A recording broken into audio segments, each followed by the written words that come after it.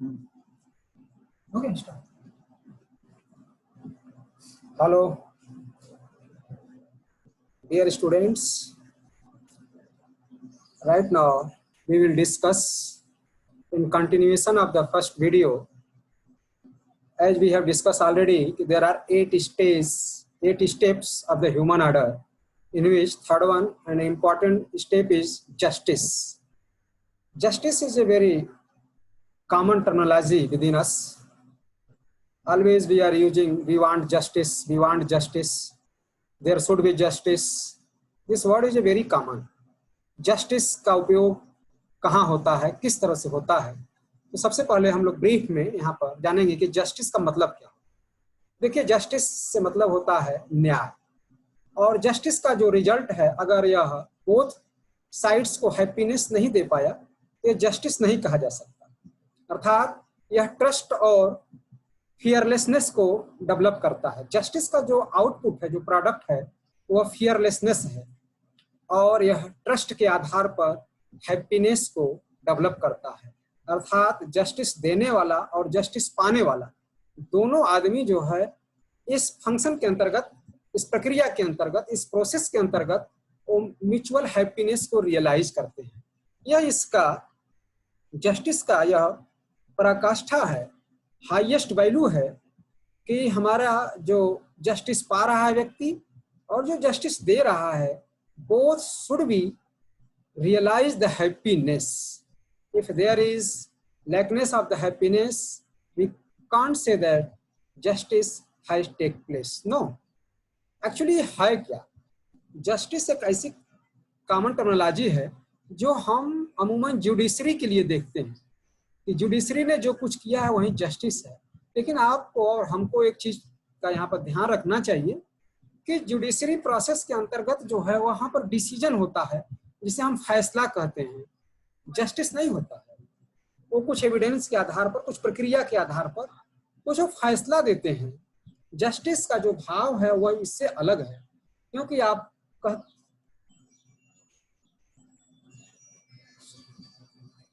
क्योंकि हम जस्टिस की जब बात करेंगे तो इस जस्टिस के प्रक्रिया के अंतर्गत हम हमेशा देखेंगे कि जो जस्टिस अगर उसके पक्ष में नहीं है तो व्यक्ति उससे प्रसन्न नहीं होगा।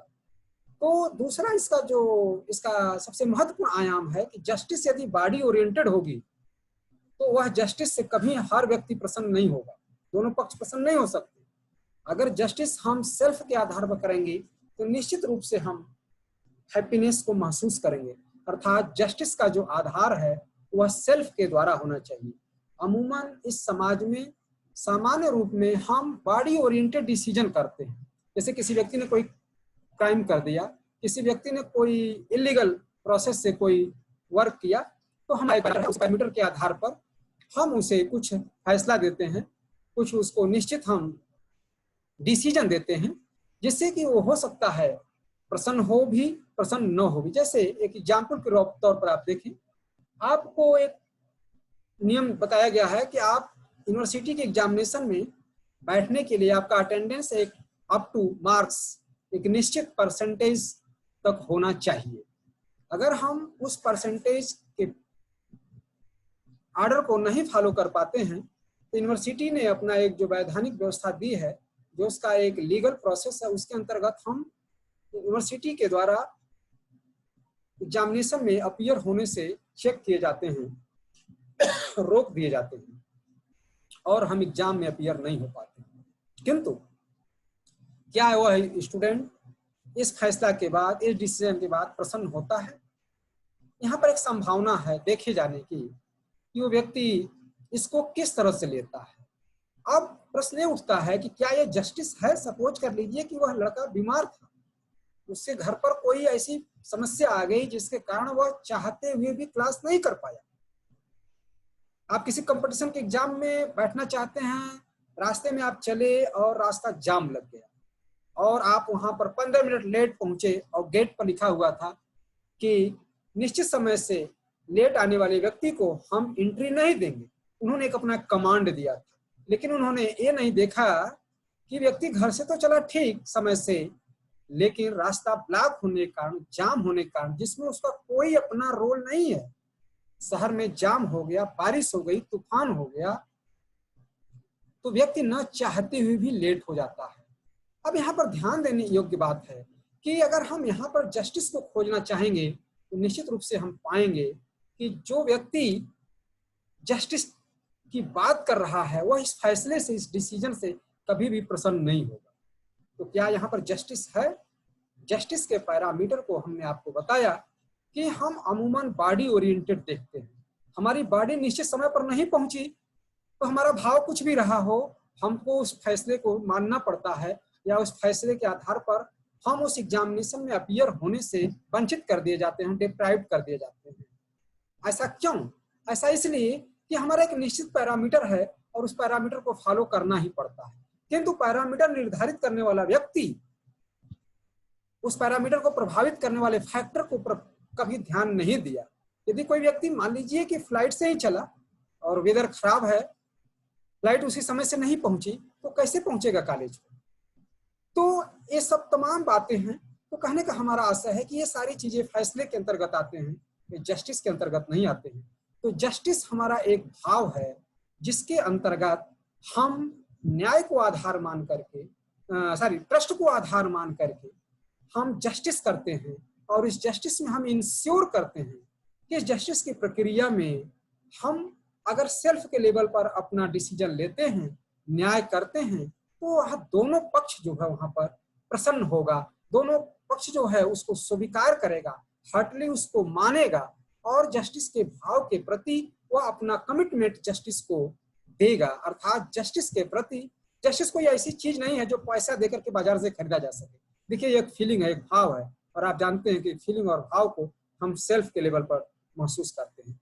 इसी तरह से हमारा अगला स्टेज है, अगला पॉइंट है प्रोडक्शन और सर्विस।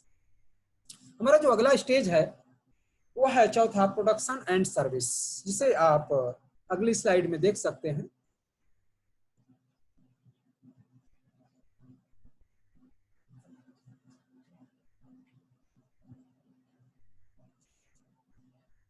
Production and service. देखिए, हमको अपने जीवन के निर्वाह के लिए कुछ फिजिकल फैसिलिटीज चाहिए, और इस फिजिकल फैसिलिटीज को फाइंड आउट करने के लिए हम ठीक ढंग से नेचर के द्वारा प्रदत्त, नेचर के द्वारा प्रदान किया गया जो भी रॉ मटेरियल है उसके साथ हम वर्क करते हैं। और वर्क हमारा जो है डिस्ट्रक्टिव नहीं होना चाहिए, कंस्ट्रक्टिव होना चाहिए। ये ध्यान रखिएगा कि फिजिकल फैसिलिटीज जो हमारा प्रोडक्शन है, चाहे आप कोई भी चीज ले लें, आप जो है मेडिसिन बना रहे हैं, आप टेक्सटाइल के फील्ड में हैं, आप मेडिसिन के फील्ड में हैं, या आप किसी हार्डवेयर के फील्ड में हैं, आप सॉफ्टवेयर बना रहे हैं, आप कोई टेक्नोलॉजी डेवलप कर रहे हैं, आप कोई मोटर पार्ट्स बना रहे हैं, कोई भी चीज बना रहे हैं। देखिए, सारे रॉ मटेरियल जो है अल्टीमेट हम नेचर से ही पाते हैं। आप जो है एग्रीकल्चर के फील्ड में है, फूड प्रोसेसिंग के क्षेत्र में है, तो जो भी चीजें हैं वो नेचर से मिलती हैं, और नेचर से प्रदत्त रॉ मटेरियल पर हम श्रम करते हैं, लेबर करते हैं, और उससे हम फिजिकल फैसिलिटी को अटेंड करते हैं, जिससे हम अपने जीविका को, अपने पारिवारिक जीविका को निर्वाह करते हैं, सामाजिक दायित्व का पूरा करते हैं, और उसको हम सेवा के रूप में भी देते हैं और प्राप्त भी करते हैं। प्रोडक्शन और सर्विस दोनों एक दूसरे के साथ लगे हुए हैं। जैसे हम कोई स्किल को डेवलप किए और अपने आने वाले जनरेशन को देते हैं, और उससे उसके बदले में हम कोई चीज लेते हैं, तो दोनों एक दूसरे की सेवा कर रहे हैं, और इससे फिजिकल फैसिलिटीज के आयाम को हम लोग फुलफिल कर पाते हैं। नेक्स्ट है इसी तरह से एक्सचेंज एंड डिस्ट्रीब्यूशन। थोड़ा ब्रीफ में हम इसको देखते हैं कि जो हमारा मटेरियल हमने प्रोडक्ट के रूप में पैदा किया, उसका जो एक्सचेंज हो रहा है, वो एक्सचेंज किस तरह से हो रहा है। हम अपने फिजिकल फैसिलिटीज को कहीं उसके वैल्यू से ज्यादा वैल्यू लेकर के या उससे कम वैल्यू लेकर के तो नहीं दे रहे हैं, किसी हम दबाव में, किसी ग्रेड में तो नहीं है, नीड के अकॉर्डिंग अगर हम इसे दे रहे हैं तो इसका एक्सचेंज जो है प्रॉपर माना जाएगा। और यह राइट यूटिलाइजेशन के लिए हो, जैसे आपने कोई प्रोग्राम बनाया है तो उस प्रोग्राम का हम मैनकाइंड के लिए, सोसाइटी के लिए राइट यूटिलाइजेशन करें, यह डिपेंड करता है हमारे विवेक के ऊपर, जिससे कि हम यह निश्चित करते हैं कि हमारे द्वारा बनाया गया प्रोडक्ट जो है मैनकाइंड को, सोसाइटी को एक बेनिफिट देगा, एक उसका सेवा देगा और उसके बदले में जो फिजिकल फैसिलिटीज मिलेगी उससे हम लाभान्वित होंगे। तो ये एक्सचेंज और डिस्ट्रीब्यूशन है। और right utilization in the sense कि आप उतने ही चीज को यूज करिए जो आपके लिए आवश्यक है, means that will serve your need not your greed. Means हमको जो भी इंफ्रास्ट्रक्चर मिला हुआ है यदि वो हमारी आवश्यकता को पूरा कर दे, ये हमारी राइट यूटिलाइजेशन है। कितना हमें दूध चाहिए, कितना हमें कपड़ा चाहिए, कितने स्क्वायर मीटर का हमको मकान चाहिए, कितनी गाड़ी हमको चाहिए, क्या चीज हमारे नीड को फुलफिल कर देती है, यह हमारे राइट यूटिलाइजेशन के अंतर्गत आता है। नेक्स्ट पॉइंट है प्रिजर्वेशन। प्रिजर्वेशन से आशा हमारा यह है कि सपोज कर लीजिए कि हम इस समय कोई भी चीज का उत्पादन किए, जैसे ग्रेन का उत्पादन किए, अनाज का उत्पादन किए, हो सकता है हमारी आवश्यकता से अधिक अनाज हमने पैदा किया अपने फिजिकल वर्क करके, तो इसमें एक हमारा आयाम ये है जीवन का कि हम उसमें से कुछ हिस्सा आने वाले समय के लिए प्रिजर्व कर दें, किसी समुदाय के लिए प्रिजर्व कर दें। अगले साल सपोज कर लीजिए कोई नेचुरल कैलामिटी आ जाए और हमारी फसल न हो, तो हम उस समय भी उस कठिन दौर में, कठिन समय में, डिफिकल्ट आवर में अपने जीवन को सरवाइव कर सके, इसके लिए प्रिजर्वेशन की भी आवश्यकता होती है। आप मनी अर्न कर रहे हैं और संपूर्ण अर्न किया हुआ मनी आप तत्काल खर्च कर देंगे, हो सकता है कल आपको कुछ रुपए पैसे की आवश्यकता हो, तो उसके लिए भी हम कुछ फिजिकल फैसिलिटी को बचा करके रखते हैं जो हमारे आड आवर में हमको यूटिलाइजेशन करने के लिए अवेलेबल हो, हमें किसी से मांगना न पड़े। अचानक किसी चीज से हम के लिए किसी के सामने खोजना शुरू कर दें और हर आदमी इसी तरह से करेगा तो कौन किसको दे पाएगा। इसलिए हमें डिसाइड करते हैं कि थोड़े अपने फिजिकल फैसिलिटीज को हम बचा करके रखें जो हमारे कठिन समय में भी हमारा काम आए। तो ये हमारा इस सामाजिक जीवन को जीने में एक हमारा जो है महत्वपूर्ण ये भी स्टेप है जिसको हमें जानना चाहिए। और लास्ट है administrative service in the sense कि हमारा जीवन जो है स्मूथली चलता रहे, हमारा ह्यूमन आर्डर, हमारा ह्यूमन समाज अपने क्रम से चलता रहे, कोई इसमें फ्रिक्शन पैदा न हो। तो यहाँ पर हम एक एडमिनिस्ट्रेटिव सर्विस से यहाँ पर आशय है कि हम अनुशासित हो जाएं सेल्फ के रूप में। सेल्फ अनुशासन हमारा सोशल अनुशासन, सोशल डिसिप्लिन, और फिर नेशनल और इंटरनेशनल और with rest of the nature. कहने का आशय है कि जो एडमिनिस्ट्रेटिव सर्विस है वह आत्म अनुशासन के अनुसार हो और वह नेचर के साथ हो, और नेचर फिर हमको उस साइकिल को रिटर्न करती रहे और हम नेचर के साथ रहें, नेचर हमारे साथ रहे। इसमें किसी प्रकार का एक दीवार न बने, कोई बैरियर न बने, और हम इसको कंटिन्यू करते रहें जिससे कि हैप्पीनेस पूरे समाज का, पूरे नेचर के साथ कंटिन्यू बना रहे। इसी को हम डिवाइड करते हैं एडमिनिस्ट्रेटिव सर्विस, सोशल सर्विस। इसके बहुत सारे पार्ट्स होते हैं। तो सोशल सर्विस में हमारा सामाजिक जीवन आ जाता है और इसके बाद हमारा हो जाए नेचुरल प्रोसेस में हम अपने सर्विस को देते हैं इन द सेंस कि नेचर से हम उतना ही लें जिससे हमारी आवश्यकता भी पूरी हो जाए और नेचर को हम हार्म भी न करें, और नेचर हमारा प्रोटेक्शन भी करता रहे, हमें रॉ मटेरियल भी देता रहे, और हम अनुशासित रूप से डिसिप्लिन वे में अपने जीवन को आगे की ओर बढ़ाते हैं। ठीक है, तो यहीं पर हम इसको कंक्लूड करते हैं, फिर हम लोग नेक्स्ट लेक्चर में मिलेंगे। Thank you.